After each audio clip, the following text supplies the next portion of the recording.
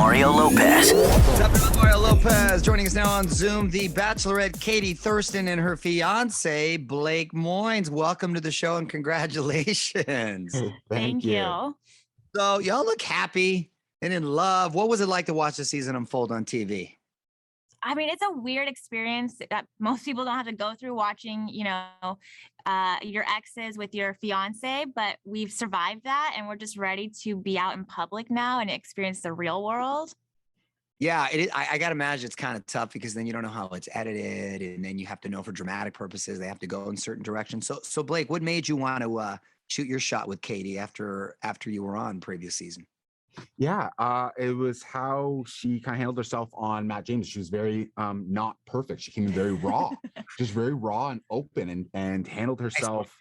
Yeah, she just didn't come perfect. And I think that's one thing I loved about her and how I thought that we aligned very well because I was kind of the same way. And we just hit it off.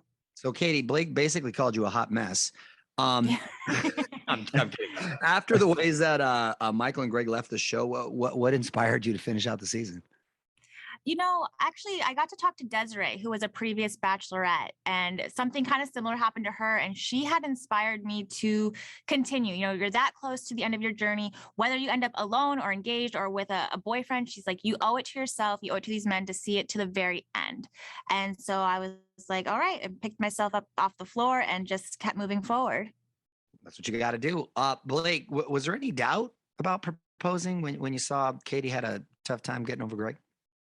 No, I mean, there was times obviously where she was explaining in the hot tub that she thought she wanted to leave, but at the same time, I was like, I knew that we just needed to get to that fantasy suite night and really express where we were at. I know that she obviously went through a lot, but try to just be understanding of what she was going through and give it a little bit of time, and we came around on it.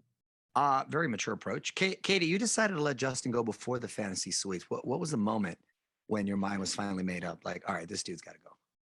Well, what people kind of forget is, I wasn't holding the words, I love you till the end. I was holding it for the one.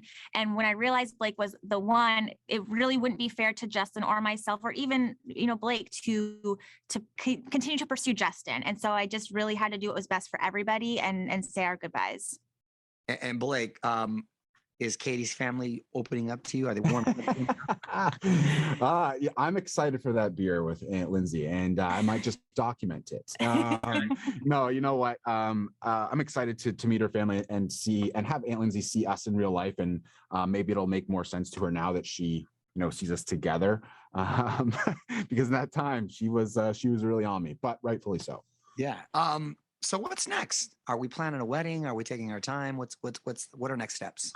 So yeah, it's there's a lot to deal with right now. We want to meet each other's families. We want to think about where we want to set our roots, but that's going to come in jumping to go to San Diego where she's moving, and then have her come up and see my lifestyle in Canada. And there's times where I want to go to Africa and see how much she can get involved in Africa. So there's lots of things. I think let's get the experience. Where does it make the most sense? And then maybe after a year or so, we'll set the roots permanently somewhere.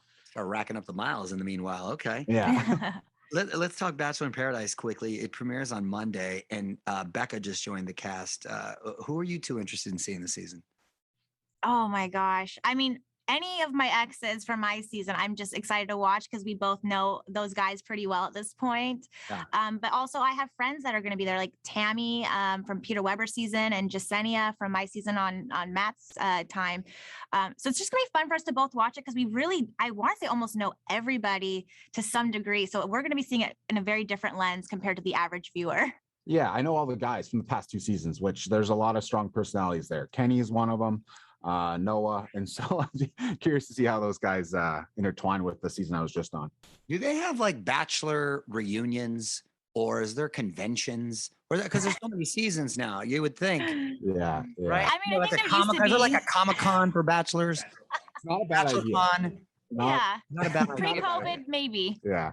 That's true. Good point. Well, maybe y'all can start it right there a little bit. Well, congratulations, you two, and we hope to see you more in the future. Bachelor in Paradise, by the way, premieres on Monday. Katie, Blake, thanks so much for checking in. Awesome. Thanks a lot. On with Mario Lopez.